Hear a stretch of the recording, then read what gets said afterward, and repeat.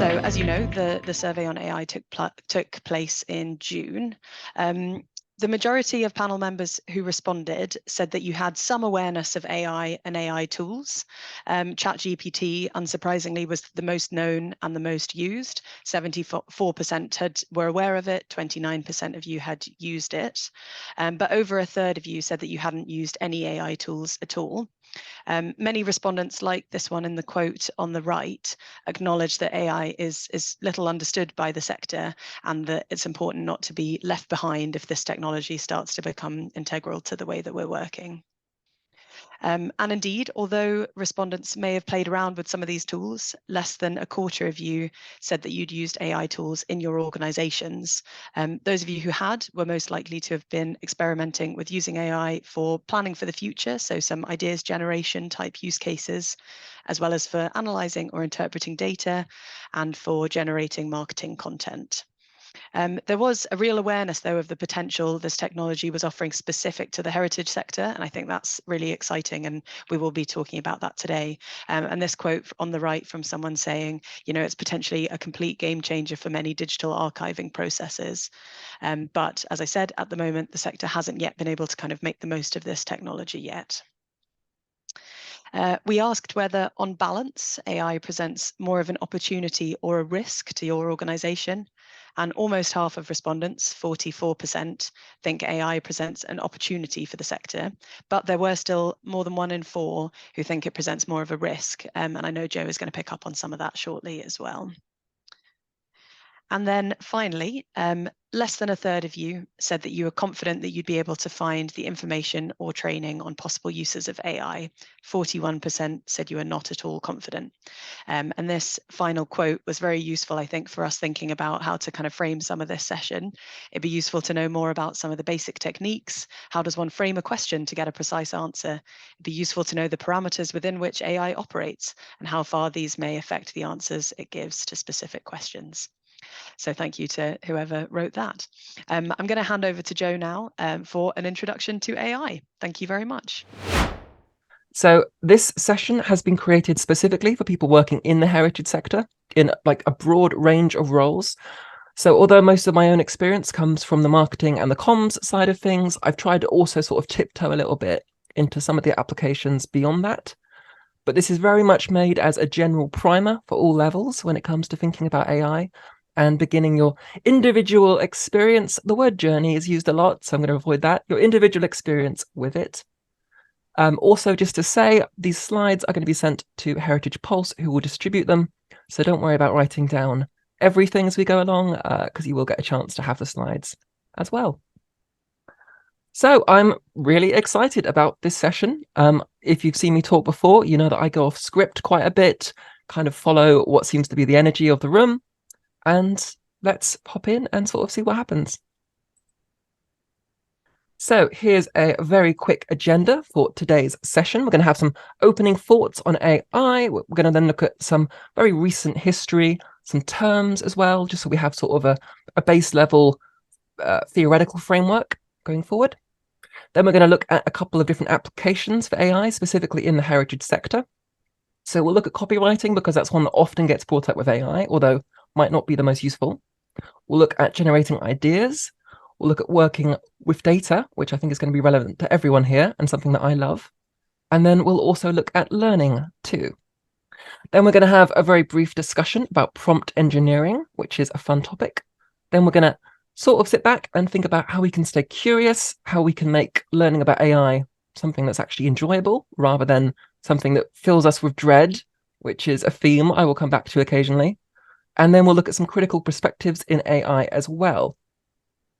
So a lot of the topics that we're going to talk about today could easily be their own full day sessions or conferences. So we're really skimming the top of the top today. The real goal of this session is just to intrigue your curiosity, show you some of the ways that AI might be able to support you, rather than be sort of a detailed tutorial for exactly how to do a specific process. In this session as well, I'm focusing on text-based AI, but I'm sure you're aware there are AI applications for all sorts of things, for images, which is what these slides have been created with, for music, for VR experiences, and for a whole lot else. So this is really a tour of just one particular part of AI. It's a little bit like I don't know if they still do this, but they used to have a cereal box selection pack that you could buy. And I remember as a kid, I'd kind of get one of those on holiday and get really excited that you had all these small little boxes of different cereals. And this is a little bit like that. We're kind of doing a few different types of boxes of AI, having some fun with it, and just sort of intriguing ourselves and kind of breaking down some of the topic. So it's a little bit more human in that way. So, why learn about AI? Well, first of all, let's just take a step back and all acknowledge that this is weird. AI is an emotional topic, and that's something which kept coming up in this survey, but then also in other surveys I've looked at too, and in conversations. I'm sure you've encountered yourself. There's lots of hype around AI, lots of frustration around it, excitement around it, cynicism around it, fear as well, a lot of fear. And it's just worth acknowledging that that's odd. You don't get that when talking about other technology, when talking about Google Analytics. It doesn't feel like the stakes are quite as high as they are with AI. So I kind of want to acknowledge that elephant in the room a little bit, because it's an emotional kind of place that I think a lot of us have with AI right now. And part of this is about sort of, okay, but how can we now move beyond that and see, is there something here that could actually be fun, that could actually be useful? So I relate to all of those feelings. I've sort of started saying that I think learning about AI is a bit like learning about the internet in the 90s. So there's no one way to use it. There's no one person who should tell you how to use it. And if you think back to how you learned about the internet in the 90s, if you're of that age, I am, then that's a good framework. You sort of learn by playing with it, you learn by exploring it, you learn by seeing how different people are using it, rather than reading the perfect guide to how to use the internet, because one doesn't exist and one won't exist. And I want to say right at the beginning that I absolutely loved reading the comments from the responses of the survey. I loved that there was such a huge range of views showing up, again, including those who are really skeptical about it or who think it's the next big hype train. And I really found myself nodding along as I was reading, like so many of them. I think they touch on some really fundamental parts of this whole discussion. And I've tried to angle this session towards those comments and what was brought up. I also want to say right at the top that I'm definitely not a spokesperson or someone who is evangelical about AI or who thinks all your problems will be solved by learning more about it. What I do believe, though, is that increasing our understanding about this type of technology and being able to make conscious and deliberate decisions about how and if we choose to use it is going to become incredibly important for so many sectors.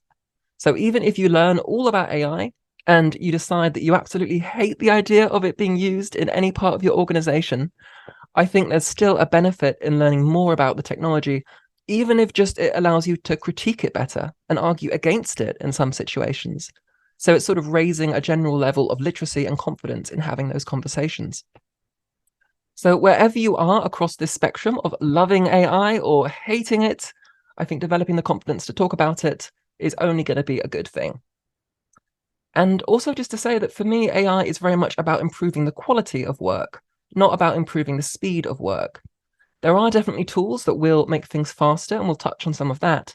But the reason that I personally get excited about AI is the way that it allows me to raise the overall quality of what I'm producing, especially during the areas of work that I'm perhaps least confident about or I could use most feedback about. There is also so much AI news every single day. And if I'm overwhelmed and I'm someone who literally does workshops on this subject, I can only imagine how it must feel for anyone else. So if nothing else, again, I want this to be a moment when we can all take a deep breath, relax, and collect our thoughts on what on earth this technology is all about. Okay, so that's a lot of words from me. So let's spin it back and ask all of you a quick question to get our brains working and the chat chatting. And I want to start with quite a provocative question, which is on the screen now. And that's, how comfortable would you feel changing the words you write for your organization because an algorithm, a piece of computer code, tells you to? So without overthinking it, maybe answer in the chat in just a few words. and we'll kind of get a sense of the general mood. So again, the question is, how comfortable would you feel changing the words that you write for your organization because an algorithm tells you to? I'll have a quick glance at the chat, see some answers. Dubious, we have. Fine. Apprehensive, yeah, mostly comfortable. Cool. Not comfortable at all, yeah, uncomfortable. If it sounded better, I'd be open to it. Cool, lots of stuff here. Okay, interesting. Well, keep that coming because we'll come back to it. And I'm going to do something quite cruel now. My next slide contains a particular symbol, which I suspect we've all seen hundreds of times and has probably caused all of us quite a bit of frustration, maybe anxiety, maybe annoyance, perhaps for years and years on end. But it might also have been exceptionally useful in some situations. So in the back of your mind, have a think, what could this symbol be that's caused us all this anxiety? And do you think you know what this is? Have a think about it for a moment. Because I would argue that this relatively recent symbol has probably influenced and affected human culture and creativity far, far more than anything AI has yet been able to do. And if you're still not sure what I'm talking about or what this symbol is, yeah, this is the dreaded green squiggly line that Microsoft helpfully and automatically affixes underneath sentences that it thinks have improper grammar. Oops. So consider for a moment just how many sentences have been rewritten throughout the last 25 years or so, just because this green squiggly line. How many essays, articles, scripts, love letters, you name it, have been changed because of it. And that's an enormous amount of power and influence we've given to one single program, to one single company, in this case, Microsoft. Our written culture has been shaped immensely by it. And when did we all actually agree to that? So on the one hand, you could argue that this green squiggly line might have squashed countless creative sentences and generally made the language we type more boring and more standardized. You know, think of all the ways that people have been squiggly shamed into changing what they've written, or all the ways that the English language might have evolved in really cool ways by different cultural influences and different ways of writing that this green squiggly line has homogenized. Or you might argue that this squiggly line has been incredibly useful. So I'm dyslexic myself, and I can say hand on heart that without spell check and grammar check being so common, I really doubt that I would have a career that involves working with copy. So these tools have allowed me to overcome certain challenges and work in my chosen profession. So who's right and who's wrong? Well, my point is just that our relationship to algorithms and new tools can be complex. And that complexity will almost certainly be part of our relationship with AI. It's not a case of right and wrong, but I think being mindful and conscious what tools we're using and what we allow ourselves and the work that we produce to be influenced by. Because being conscious of that is going to serve all of us really well in the next few months and years as we navigate all the weird and wonderful changes that we might start to see with AI. So we're not going to do a deep dive today into what AI is and is not, or its development and history, because that's a huge rabbit hole, a really interesting one, and one that if you want to go down, I do encourage it. But it can be quite technical in a way which I'm not sure is going to be helpful for this particular session. But the world's quickest description of AI is this: artificial intelligence, AI, is a branch of computer science that aims to create systems capable of performing tasks that would usually require human intelligence. So these tasks include learning from data, understanding natural language, recognizing patterns, and making decisions. So why are we kind of here now? Well, as I'm sure a lot of you know, ChatGPT was launched in November 2022. It was created by a company called OpenAI. And as you can see from this graph of search trends on Google, which I think is always a surprisingly scarily accurate way to think about what people are really talking about, its release has sort of arguably kicked off all of this noise, all of this interest in AI right now. And the hype around ChatGPT has, of course, been immense. Within just 2 months of it launching, over 100 million people had tried it. And to put that into perspective, it took Facebook 10 months to reach that stage, and it took Instagram 2.5 years to reach that stage. So it's gone kind of AI crazy right now, which has led to lots of different things coming out this year too. So ChatGPT uses a type of AI called a large language model. Sorry, I have a slight stutter that will pop up sometimes. And that's been trained on vast amounts of text data to generate really quite remarkably human-like responses in some situations. As the name suggests, large language models are AI systems trained on massive amounts of data text and human language. So we can understand large language models, or LLMs, which is the unfortunate acronym, which I will start using. Unfortunately, it's used a lot. And we can understand them through an analogy. So if we imagine that the AI is like a really well-read student, the student has kind of read vast amounts of books, of articles, of online content, and the more text the student consumes, the more, let's call it knowledge, they accumulate. And in the same way, large language models, or LLMs, are fed huge volumes of text, from books to websites to academic papers. And by analyzing the patterns across all this different content, the large language model, or the LLM, develops an advanced understanding, and understanding is a big word, of human language. So the scale of the data which is used in this training is immense. So for example, with something like ChatGPT, that was trained on over 300 billion words, which is the equivalent to hundreds and hundreds of libraries worth of books. And in the same way that a well-read student can kind of intelligently discuss a wide range of topics, a large language model, LLM, can generate surprisingly human-like text on a lot of different types of prompts that it receives. And then other major AI launches in 2022 also included the DAL-E2, which is an AI system that generates images from text prompts. And that also saw huge growth after being released to the public. And then other big players in the AI game right now include Bard by Google, which I know was also part of the survey there, and Midjourney, which I always stutter on, Midjourney, which is probably one of the strongest image generators right now. And that's what all these images were made by the way. And there are also a lot of other AIs, which we'll touch on later on too. And if you're looking for one recommendation right out the bat, so generally the most capable AI tool all round is probably GPT-4. And this is the paid version of ChatGPT. However, there's another model available called Claude, which has fairly similar capabilities to GPT-4, and you can use that for free with some limitations. And at the very end, I kind of go through a list of all the different kind of AI chatbots that you can use right now, so don't worry about making a note of this. But just to flag that for this talk, we're going to be using GPT-4 and Claude for these examples, and we'll kind of talk about why that is as we go on. So let's look at some useful terms to give us a bit of a foundation here. Some of these I'm sure you know. So LLM, like we just said, is a large language model. Prompt, so this is just the text that you write and send to the AI, so it's just a command. Prompt engineering, which we're all going to start hearing a lot more of. This is just the process of improving your prompt. That's all it is. So it's just finding techniques so the AI produces higher quality or more sort of useful and personalized responses. Training data, we just talked about that. So that's just what the AI is trained on. This is going to become increasingly important as we talk about AI, because if you're trained on data that is problematic, that can cause lots of biases and lots of problems with the AI itself. Then token.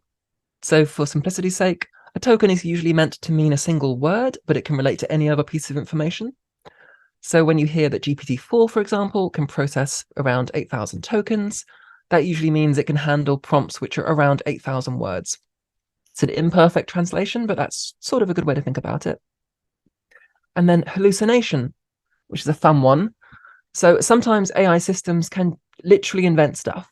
They're so desperate to make us happy that they will lie, which is quite sweet, but also very unuseful. They're getting better at not doing this, but it's really vital that, it is a problem and it is attempting to be addressed.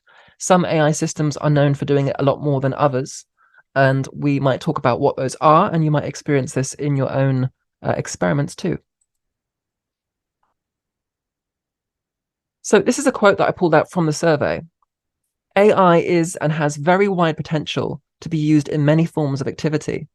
Just talking about AI is too broad. It's rather like the question from 40 years ago, what can a microchip be used for? And I loved this quote. I couldn't agree with it more. I think it's absolutely correct. I think it's most helpful to look at specific applications of AI rather than try to look at everything at once, because you're never going to get far enough in that it will really be of use to anyone. So for this talk, we're going to focus on just a few possible applications. We're going to look at copywriting, generating ideas, learning, categorizing and interpreting some data, and then how we learn from it as well. But again, there are pretty much endless applications for AI. You can summarize your meetings with it. You can write notes with it. You can do so many different things. But looking at these areas will at least get us started. And we'll look at some tangible examples of how these tools might work. So a quick primer on mindset, and I've chosen copywriting to talk about this because copywriting is one of the places where AI gets talked about most. And I would bet that a lot of you here have probably experimented with maybe ChatGPT, maybe copywriting, because it's the example that keeps being brought up. I personally find copywriting a little bit problematic with AI, but let's talk about that. So you can improve the results you get with all tasks with AI by adjusting the way you think about those tasks and considering different ways of approaching it. So if we're talking about copywriting as our example, let's take a step back and consider what we actually mean when we say copywriting. Because a lot of the time, humans use a single word to describe something, which is actually a really wide collection of different skills and processes. So with copywriting, for example, this involves researching what it is that you're writing about. That could include interviews with people. That could involve watching performances, reading transcripts. It could involve audience research to understand how you're tailoring the words for who you're writing for. It might be, I'm sure we will relate to this, working with different stakeholders who all want the copy to say something slightly different or sort of use different terminology. Or one of the biggest ones, I think, one of the biggest skills in copywriting is the ability to seek constructive feedback, which is hard. And a lot of people find that one of the more difficult parts of it. So these are all different aspects of copywriting. And when talking about AI and copywriting, it might be much more useful to think about what specific area of this can an AI assist me with, rather than just saying, write me 100 words about blank, because you're probably going to get something which is a bit rubbish, to be honest. But if you say, can you critique this for an audience of, say, 8 to 12-year-olds who are reading this on their phones and have 2 minutes, then you're going to get something back, which might be a lot more useful. So with all of these tasks with AI, I would always encourage people to break them down into as many different individual ones as you can, and then think, which areas can AI assist and which is it quite useless for? So that's kind of a way to start thinking about it, which I suggest is helpful, to zero in on 1 or 2 tasks that you want support with. So let's hop into a couple of examples and actually look at this. I'm sure some of you have played with these before, but I think it's just useful to show you what we are talking about. So this has all been done with Claude, this example. I'm going to move the chat window. And on the right is some copy from Shetland Museum and Archives. So I literally just took this from their website. I hope they don't mind if anyone from Shetland Museum and Archives is on the call. And let's imagine that we're going to adapt this text for younger audiences. And again, we're using Claude for this, which is completely free. You can use it right after the session, right away. So let's pretend for this example, that we're creating a section on the website specifically for young people aged 8 to 12, and we'd like to adapt the text. So the text talks about the artifacts that are there. It says Shetlanders grew up on the land, grew crops by themselves, farms kept livestock, talks about the diet, all sorts of things. Items from the home include furniture, cooking, weaving, and knitting. So how would we start to work with an AI to adapt this? So what I would do, I've loaded up Claude on the left, and I write something along the lines of, I work for a museum. We have some text on our website about one of our collections, and we'd like to adapt this text for a special section of our website, which is for young people. Can you read the text and then give me some suggestions in bullet points about how this could be better rewritten for that particular audience? And then I paste the whole text underneath it. Now, just to say, this prompt and the way I've written it is just the way that I've written it. We'll talk about prompt engineering a bit later, but this does not need to be like a word perfect replica of how I've written it here. You can write it in your own words. I like to set the context. So in this example, I work for a museum. I also like to set the output. So I've asked it to give me bullet points. But the actual words you use can be yours. They don't need to be sort of a specific prompt that you've gotten from somewhere else. Then on the right, we can see Claude's response. So it comes back right away with different specific examples and suggestions for this. So it talks about the vocabulary and it draws out an example. It says, instead of using subsistence living, say how people lived and worked to take care of themselves. It might give some examples of different questions we could ask. It says incorporate more active, vivid language. Instead of artifacts exemplifying, you could say they give us a peek into life long ago. Now, also, I want to say that a lot of you are going to be looking at this and thinking, well, that's impressive on some level, but also a little bit, there's something here that doesn't quite sit well with me, because we are having it make some assumptions about what we want this copy to be. Keep in mind that Claude was created in America, so it might have Americanisms in here, or it might even remove specific cultural language and put in other types of language, which, especially when talking about heritage, is incredibly problematic. So it's worth already in our heads, and we will come back to this, but just having a bit of caution, a bit of criticism here in your heads about what this is suggesting. But that said, some of these ideas do seem quite useful, and at least as a way to get started. So let's continue this conversation with Claude and see where we get to. So I've said, that's great. Can you list any specific phrases or words used in the original text which you would suggest it's better not to use for this audience? And this is all one conversation, so I haven't started a new conversation with Claude. You can just write this right underneath its first response. And then it draws out specific examples of different phrases that it thinks we could maybe revisit. And again, I would have some criticisms here about how much do we want to move away from some of this specialist language, or, you know, maybe they're good suggestions. That will be your expertise to come to a conclusion about. But I would always rather see, 10 suggestions and disagree with 9 of them. But if one of them ends up being actually really worth my time, for the sake of 1.5 minutes to get that, I actually find that really useful. So that's sort of the way that I approach it. Is I don't take it verbatim, whatever it says, but I do think it's a good way to kind of audit my own thinking about what I've created.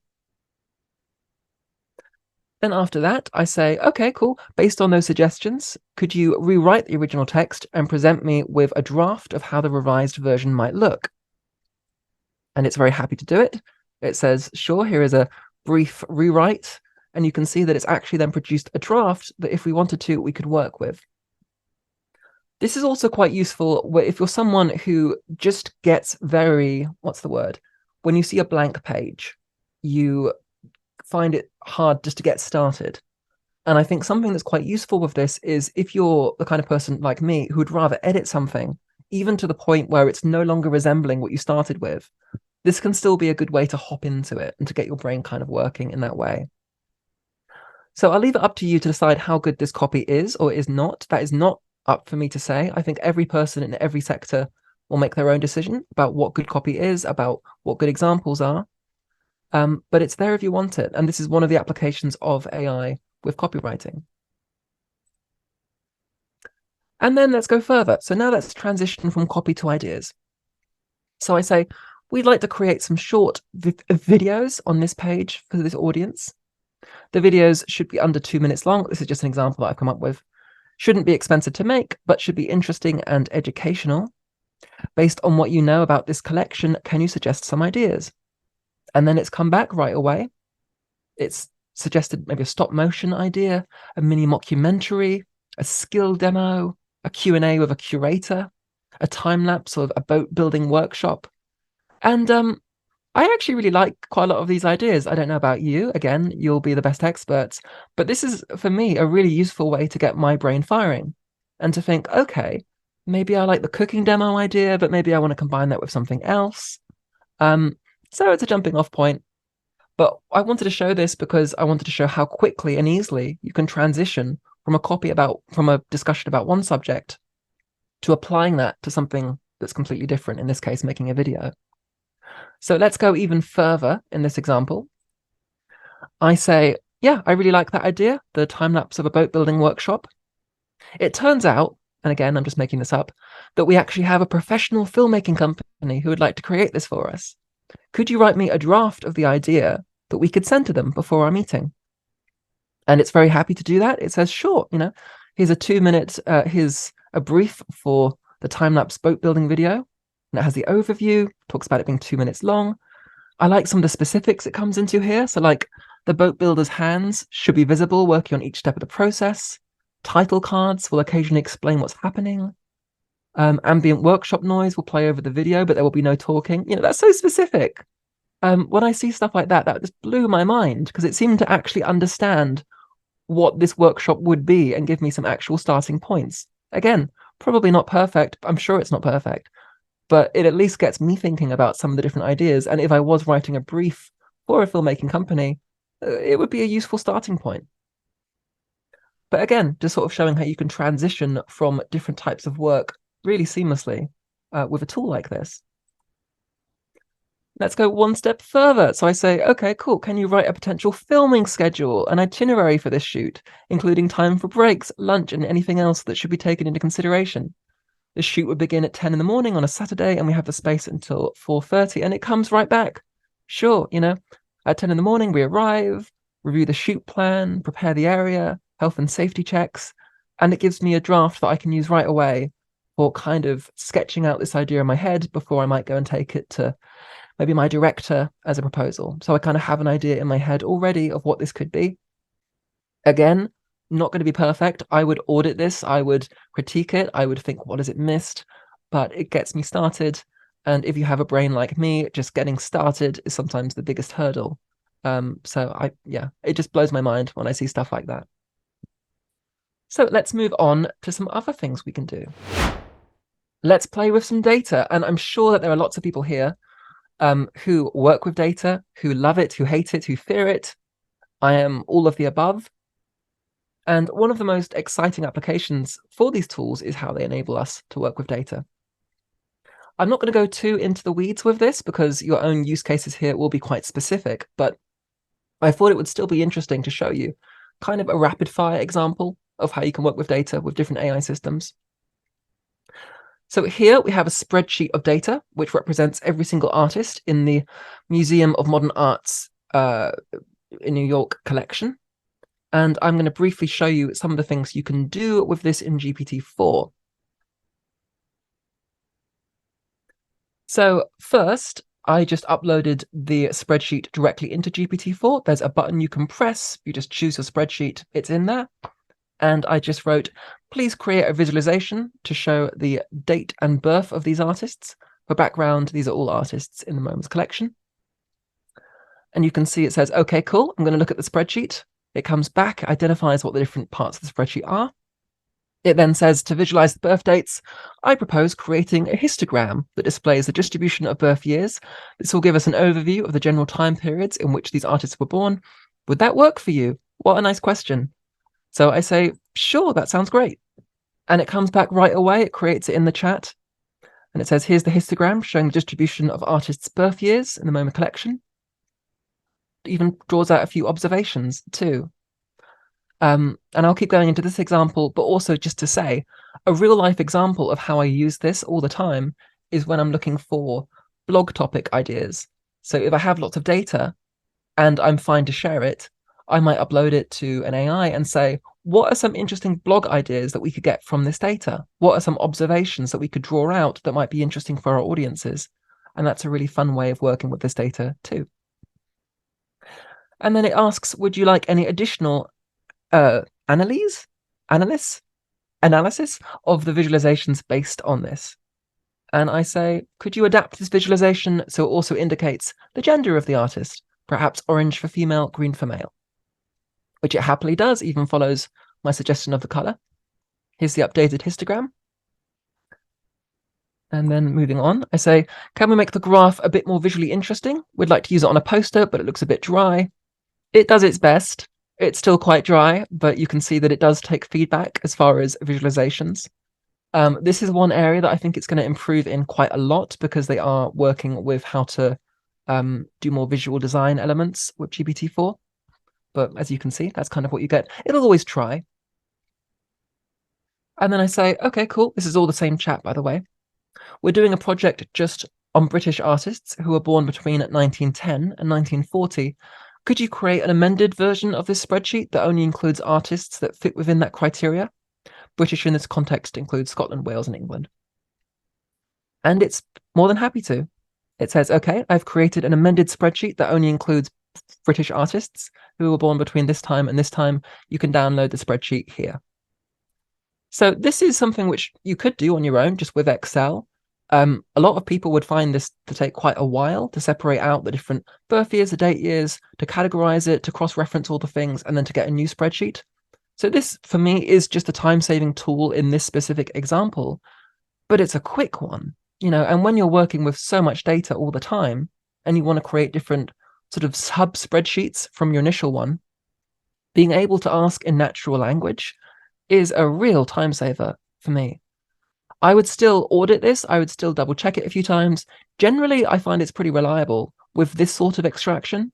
But that's not to say that you should 100% always take it for granted that it will be correct. In all my experiments so far with spreadsheet extraction, it has been correct, but just to flag that that's still something that they are developing. And now let's touch on using GPT for learning. You can use Claude, you can use any other type of AI. And this is a really quick example, but I thought I would use it.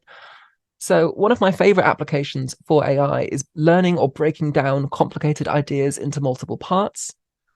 So my brain, for example, is sometimes really rubbish at understanding how certain types of arts or heritage or culture speak actually applies to real, tangible, real world situations. I'm sure we've all been in meetings where we've heard certain words used and we're like, that's a pretty word, but I have no idea what that actually means or how that applies to my organization. I get that all the time. And so I find it really interesting to just in this example, for example, I've asked it about the term cultural democracy, which I heard sort of spoken about recently. And I've just asked it how it might be relevant to museums in the UK. So first of all, it gives you an outline of the topic in this case, which isn't particularly useful. You can get that from Google. But what I like is that it will then frame it around the example that I've given. So then it says how this is relevant to museums in the UK. And I could have asked it, how is this relevant for museums in North Norfolk in the UK? Or how is this relevant for me as a mid-level arts marketer in the UK? You can be as specific as you like to see how this term might actually fit in your world, at least according to the AI. So I find this useful for my brain.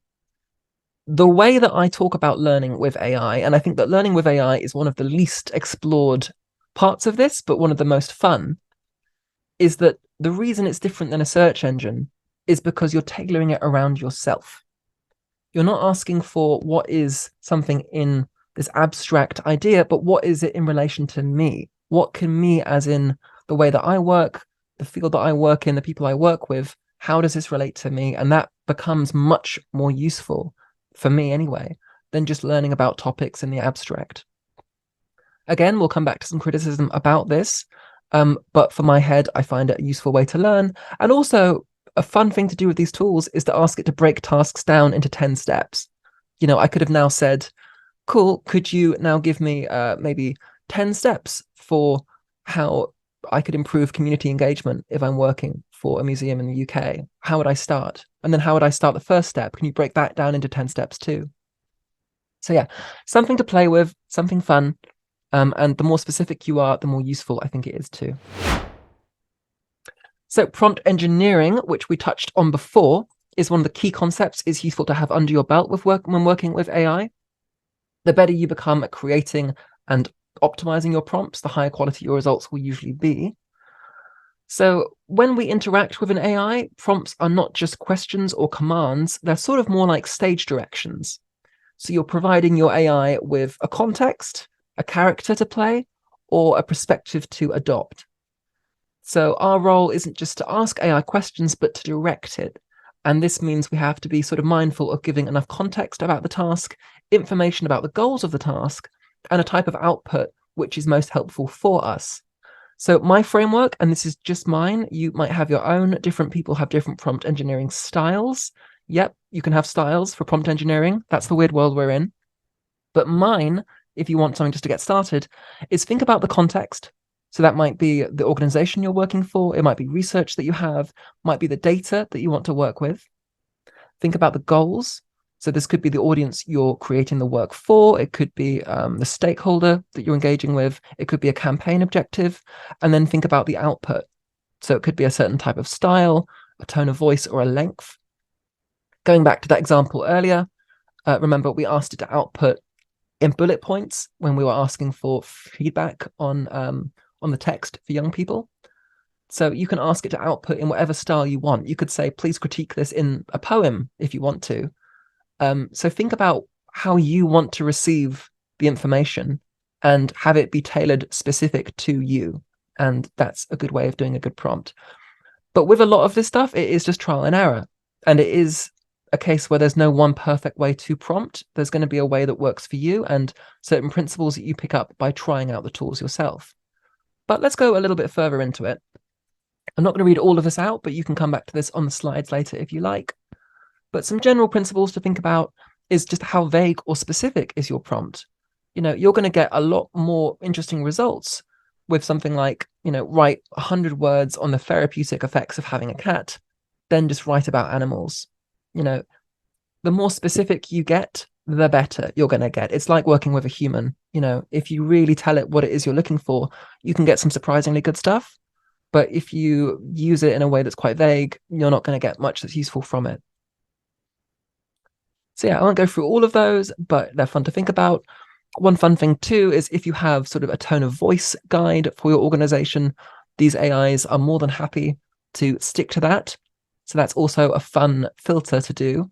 You can paste some copy in and say, please tell me if this aligns with our tone of voice guides, and paste those underneath and see what it says. So you can have all sorts of experiments kind of in your own world about what's useful for you here.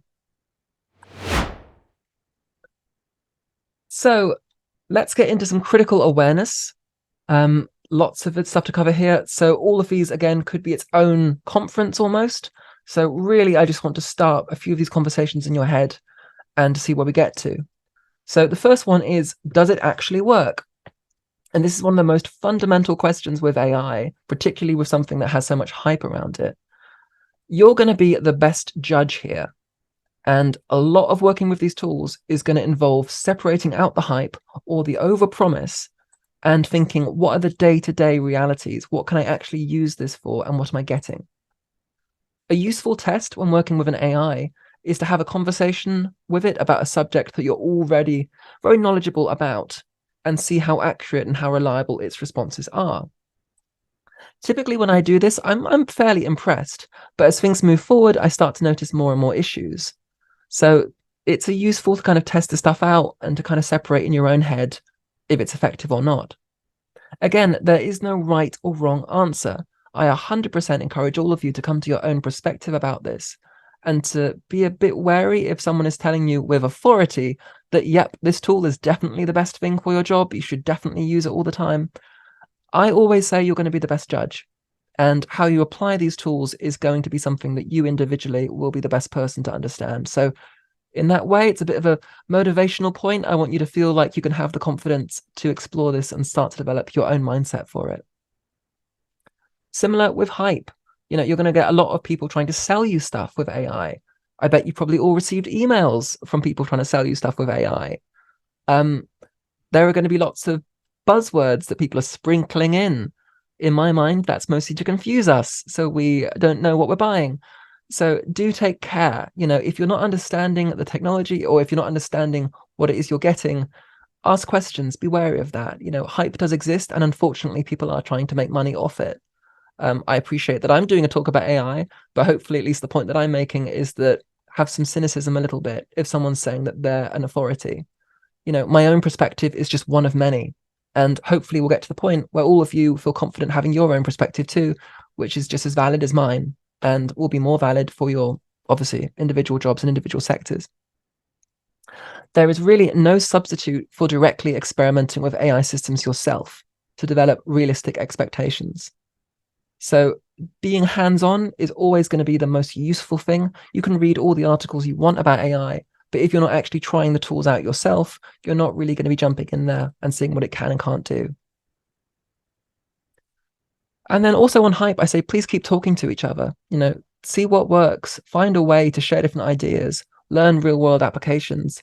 Don't just do this on your own, find sort of low stakes conversations you can have with people about it. And when using AI systems, it's critical to understand the security risks. So please do not upload any data to an AI that you don't have explicit permission to share, because obviously that will get someone in trouble and it can break lots of user agreements. So please be very careful with that. I'm going to speed through some of the other ones because I think we're coming up to time a little bit, but just to cover it, again, the bias these tools can have is really important to be aware of. It can amplify existing biases if we're not careful, and it can be quite discriminatory. So do be mindful to, anything you're getting from an AI, do see it critically as something that could be quite problematic. Similar with censorship, AI will sometimes say that something we've given it is inappropriate, which I always get quite a laugh out of, because who are you to tell me what's inappropriate or not? So do be aware that an AI's perspective on what is inappropriate is just one. It's very subjective, in my opinion. And I think something that we have a particular responsibility for in the cultural sector, in the heritage sector, or the creative sectors, is to not self-censor and to push back against the temptation to self-censor, and to say, actually, real life is full of messiness. It's full of challenging things. We can't let an AI sneakily censor stuff which really we want to have out there. So that's worth keeping in your mind as well.